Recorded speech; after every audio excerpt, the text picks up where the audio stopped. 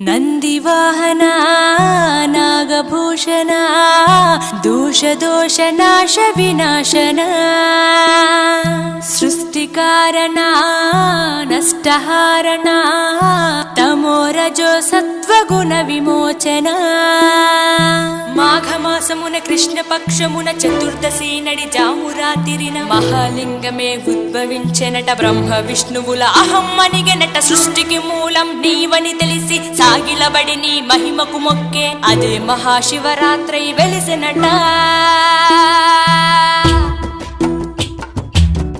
అరే ఓ జంగమా విభూది లింగమా, పక్కన పార్వతమ్మ తలపై గంగ